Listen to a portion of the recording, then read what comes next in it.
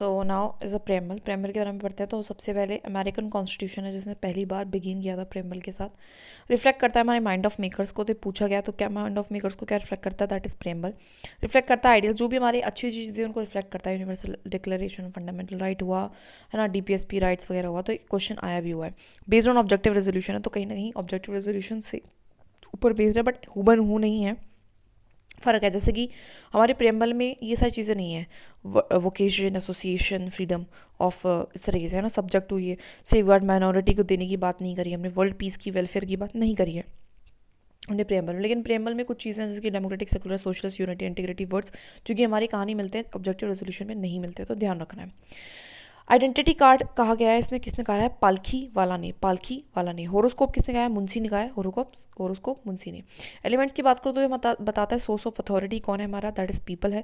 Nature बताता है Indian state का सोशल सेक्युलर डेमोक्रेटिक रिपब्लिकन है। ऑब्जेक्टिव बताता है that is justice liberty equality fraternity है। एंड डेट ऑफ अडॉप्शन भी इसने बताई है, दैट इज 26 नवंबर 1949। कीवर्ड्स की अगर मैं बात करूँ तो सबसे पहला सोवरन है। सोवरन का मतलब होता है इंडिया जो है इंडिपेंडेंट अथॉरिटी, इसका मतलब है कि एक डोमिनेंट नहीं, किसके नीचे रह के काम नहीं कर रही है, कोई भी अदर कोई एक्सटर्नल पावर नहीं है, और ये फ्रीड है अपने कंडक्ट करने के लिए अपने जो भी अफेयर्स है। सोशलिस्ट का क्या मतलब होता है, अचीवमेंट करना सोशलिस्ट एंड्स को, लेकिन हम करते कैसे करते हैं, डेमोक्रेटिक मीन से है ना, सोसाइटी के लिए कुछ अच्छा करना। इसको हम क्या करते हैं, डेमोक्रेटिक सोशलिज्म के थ्रू। दैट इसका मतलब है कि हम मिक्स इकोनॉमी को फॉलो कर रहे हैं, जहाँ पे दोनों प्राइवेट एंड पब्लिक दोनों ही सेक्टर्स काम कर रहे हैं side by side. Secular, secular का मतलब होता है the term means that all the religions जितने भी हैं उनको equal respect protection and support मिलता है स्टेट की तरफ से। तो दो टाइप का सेक्युलरिज्म होता है, एक इंडियन है और एक वेस्टर्न है। वेस्टर्न में थोड़ा सा कंप्लीट सेपरेशन है, कोई रोल ही नहीं है रिलीजियस रिफॉर्म में, ना कोई इंटरवेंशन करेंगे, लेकिन एक तरीके से नेगेटिव कॉन्सेप्ट है, ना ही कोई वो सपोर्ट देंगे, ठीक है, किसी भी एजुकेशन इंस्टीट्यूशंस को भी, चाहे वो रिलीजियस माइनॉरिटीज़ क्यों ना कर रही हो। लेकिन इंडिया में क्या है, हम प्रिंसिपल डिस्टेंस लेते हैं, मतलब अच्छा डिस्टेंस, ना ही तो बहुत घुस रहे हैं ना ही तो बहुत दूर हैं। रोल ऑफ जो स्टेट है रिलीजियस रिफॉर्म्स में थोड़ा बहुत रहता है, प्रमोट भी करते हैं, पॉजिटिव कॉन्सेप्ट है, एड भी देते हैं इंस्टीट्यूशन एजुकेशन इंस्टीट्यूशंस को जो कि माइनॉरिटीज रन करती हैं, ठीक है। ये बात करते हैं डेमोक्रेटिक का।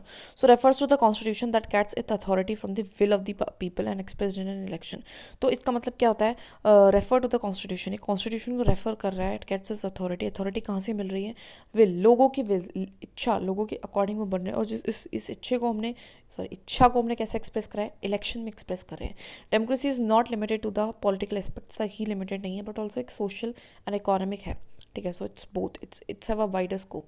इंडिया जो एक रिप्रेजेंटेटिव डेमोक्रेसी को फॉलो करता है, एक डायरेक्ट डेमोक्रेसी को नहीं करता। और जॉन लॉक इसको क्या कहते हैं, that is government by consent. तो डेमोक्रेटिक गवर्नमेंट कहते हैं, या फिर हमारा हमारे यहाँ पे कैसा गवर्नमेंट है, गवर्नमेंट बाय कंसेंट है ना। रिपब्लिक, रिपब्लिक का मतलब होता है जो हेड ऑफ द स्टेट है वो इलेक्टेड हो, है ना, बाय द पीपल, ना कि नॉमिनेटेड, या फिर कहे तो एक मतलब एक तरीके से हेरिडेटरी ना हो, ठीक है। और यहाँ पे एब्सेंस हो प्रिविलेज क्लास की, ठीक है।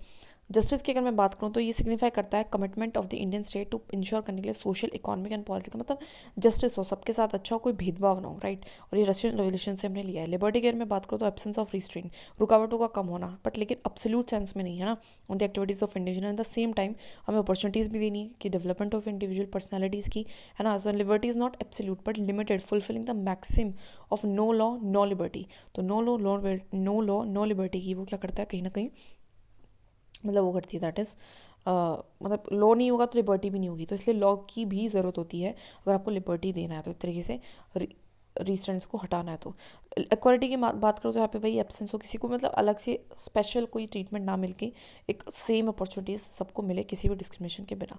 फ्रेटर्निटी की बात करो तो एक सेंस ऑफ ब्रदरहुड है, ठीक है। नाउ अगर हम बात करते हैं इस preamble a part of the constitution और नॉट, तो बैरोबरी में बोला था, देखिए इसको बक्कल, बक्कल से हम इसको याद रखते हैं, BKL, बक्कल। सो B4 हमारा बैरोबरी में बोला कि नहीं है, केशवनंदी में बोला है, और LIC में भी दोबारा बोला यस एक इंटेग्रल पार्ट है। तो ओवरऑल अगर मैं बात करूँ तो पार्ट ऑफ द कॉन्स्टिट्यूशन है, और इसको हम इंटरप्रिटेशन में यूज़ कर सकते हैं जब भी हम इंटरप्रेट कर रहे हो अपनी कॉन्स्टिट्यूशन को, बट इट नॉन जस्टिसेबल है, जस्टिसेबल नहीं है ये, एज वेल एज इंडिपेंडेंट है, ना ही तो ये हमारी अथॉरिटी दे रहा है किसी को, है ना, ना तो किसी को अथॉरिटी दे रहा है, नहीं किसी की अथॉरिटी ये ले रहा है, ठीक है। तो ध्यान रखना है। केशवानंद भारती केस में बोला था कि यस इसको अमेंड किया जा सकता है, किसको अमेंड किया जा सकता है, यस अगर पार्ट है तो अमेंड किया जा सकता है, सिंपल।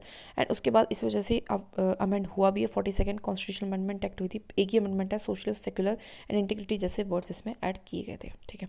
ना हम बात करते हैं यूनियन एंड इट्स टेरिटरी की, तो दैट इज़ हमारा आर्टिकल 1 है जो बात करता है name the territory of the union का, दैट इज़ इंडिया, जिसको भारत है, शेल बी यूनियन है हमारी स्टेट्स का। अब ऑल दो जो यूनियन इस वर्ड है use to place of federation को हमने मतलब फेडरेशन की जगह मैंने यूनियन को यूज़ करा है, ऐसा क्यों है, बिकॉज इंडियन कॉन्स्टिट्यूशन वैसे तो फेडरल है एंड फेडरलिज्म उसका बेसिक स्ट्रक्चर भी है, लेकिन इंडियन फेडरेशन एक रिजल्ट नहीं है एग्रीमेंट का, एग्रीमेंट नहीं हुआ स्टेट्स के बीच में, बल्कि इसीलिए वजह से स्टेट के पास कोई राइट भी नहीं इसीलिए उन्होंने कहा है ना। तो फेडरेशन मतलब स्टेट इकट्ठे होके इंडिया नहीं बनाया ना, नहीं ये नहीं हुआ, लेकिन इंडिया था और उसको हमने भिन्न भिन्न पार्ट्स में डिवाइड करा है, ये हुआ है।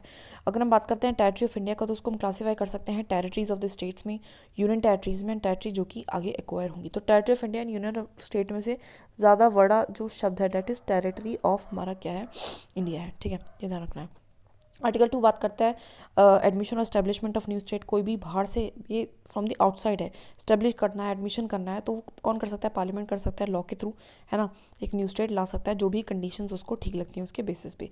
आर्टिकल 3 बात करता है जो ऑलरेडी एग्जिस्टिंग स्टेट्स हैं, अगर उनमें से हमें कोई न्यू स्टेट बनाना हो, उनकी बाउंड्रीज को ऑल्टर करना हो, उनके एरियाज़ को करना हो, उनके नाम को करना हो, तो कैसे करना, तो पार्लियामेंट ही कर सकता है ओनली बाय लॉ, ठीक है। एक न्यू स्टेट बना सकता है सेपरेशन करके टेरिटरी का, है ना, 2 स्टेट में से एक स्टेट, 2 स्टेटों को मिला के एक स्टेट, इस तरीके से कुछ भी कर सकता है, इंक्रीज कर सकता है एरिया को, डिमिनिश कर सकता है, ऑल्टर कर सकता है बाउंड्रीज को, और ऑल्टर कर सकता है नेम को। अगर हम बात करते हैं फ्रॉम दी अबव चेंजेस, लेकिन उसके लिए क्या चाहिए, एक तो प्रायर रिकमेंडेशन चाहिए होती है प्रेसिडेंट की, ऑल्सो प्रेसिडेंट को भी ज़रूरत होती है एक बार वो रेफर करे इस बिल को स्टेट लेजिस्लेचर को उनके व्यूज़ के लिए, लेकिन स्पेसिफाइड टाइम पीरियड के लिए, लेकिन उनके जो व्यूज़ होते हैं वो बहुत ज़्यादा बाइंडिंग नहीं होते, तो ध्यान रखना है। फर्दर बिल्स किससे पास होता है, हमारा सिंपल मेजोरिटी। तो क्या ध्यान रखना है, तो प्रेसिडेंट की प्रायर परमिशन लगेगी, प्रेसिडेंट एक बार स्टेट लेजिस्लेचर पूछेगा एक टाइम फ्रेम के अंदर है कि, ठीक है, एज वेल एज क्या चाहिए, सिंपल, इसके लिए मेजोरिटी चाहिए, तो ध्यान रखना है। अगर बात करते हैं आर्टिकल 4 की, तो ये बोलता कोई भी लॉ, ठीक है, जो भी चेंज हुआ है आर्टिकल 2 और आर्टिकल 3 के चलते, ठीक है, जो भी प्रोविजन में अमेंडमेंट होगा वो फर्स्ट एंड हमारे 4th शेड्यूल में होगा, ठीक है, लेकिन उसको हम नहीं मानेंगे amendment as a under article 368 के अंदर हुई गई अमेंडमेंट हम इसको नहीं मानेंगे, बस यही बोला गया। एवोल्यूशन कैसे हो हमारा स्टेट्स एंड यूनियन टेरिटरीज का, देखो बहुत सारे प्रिंसली स्टेट्स थे 562, मतलब काफ़ी थे आफ्टर इंडिपेंडेंस, उसके बाद हमने उन सबको इंटीग्रेट करा, तो ये 4 क्लासिफिकेशन कर दिया हमने, ये नहीं करा था, नॉट 29 स्टेट्स से, ध्यान रखना है। Demands of linguistic reorganisation led to, देखो जो लिंग्विस्टिक रीऑर्गेनाइजेशन थी कि लैंग्वेज के बेसिस पे करो, वो तरह तरीके से उठी और उसके चलते बहुत सारे कमीशन बने। तो सबसे पहला धार कमीशन है जिसमें हमारे एस के धार थे, जिन्होंने बोला देखो रीऑर्गेनाइजेशन ऑफ स्टेट जो आप करो वो एडमिनिस्ट्रेटिव कन्वीनियंस के ऊपर करो, लिंग्विस्टिक फैक्टर के ऊपर मत करो, मतलब लैंग्वेज को एज अ बेसिस उन्होंने रिजेक्ट कर दिया। उसके बाद उन्होंने जेवीपी कमेटी बनती है जिसमें कौन होता है, जवाहरलाल नेहरू, वल्लभ भाई पटेल एंड पट्टा भाई सीतारामैया, ठीक है। तो ये जो 3 जन होते हैं इन्होंने भी क्या करते हैं, रीऑर्गेनाइजेशन को रिजेक्ट कर देते हैं लैंग्वेज को एज अ बेसिस मांगने के लिए। लेकिन उसके बाद 1953 में एक पहला लिंग्विस्टिक स्टेट बनता है आंध्रा का, जो कि मद्रास स्टेट से बनता है, और ये होता है बिकॉज ऑफ द एक स्ट्राइक होती है उसके चलते। नाउ फजल अली कमीशन बैठता है जो कि दोबारा से एक स्टेट रिऑर्गेनाइजेशन कमीशन होता है, जिसमें फजल अली होते हैं, पन्नीगर होते हैं एंड कुंजरू होते हैं, ठीक है, जो कि सबमिट करते हैं अपनी रिपोर्ट को, वो बोलते हैं रिजेक्ट करते हैं 1 लैंग्वेज 1 स्टेट तो आप मत करो, लेकिन आप लैंग्वेज को एज अ बेसिस रख सकते हो, लेकिन ठीक है, एज वेल एज वो बोलते हैं अबॉलिशन कर दो जो भी आपने 4 क्लासिफिकेशन कर रखा है स्टेट्स का, उसको भी आप हटा दो। नाउ स्टेट रिकॉग्नाइजेशन एक्ट आता है हमारे 1976 में, 7th कॉन्स्टिट्यूशनल अमेंडमेंट एक्ट, जिसके तहत 14 स्टेट और 6 हमारी यूनियन टेरिटरीज बनती हैं। उसके बाद धीरे धीरे करके न्यू स्टेट्स भी बनते हैं, जैसे कि 1916 में हमारा महाराष्ट्र एंड गुजरात जो है वो बाइफिकेट होता है, ठीक है, अलग अलग होते हैं वो, ठीक है। 1961 में दादरा एंड नागर हवेली बनती है, फिर उसके बाद गोवा एंड दमन दीव, फिर उसके बाद हमारा नागालैंड बनता है, उसके बाद हमारा हरियाणा बनता है, फिर हिमाचल बनता है, पंजाब से निकले हैं ना, उसके बाद हमारा थोड़ा सा नॉर्थ ईस्ट के मणिपुर, त्रिपुरा, मेघालय बनता है, सिक्किम को हम बाद में ऐड करते हैं, काफ़ी बाद में ऐड हुआ है 1974 में, है ना।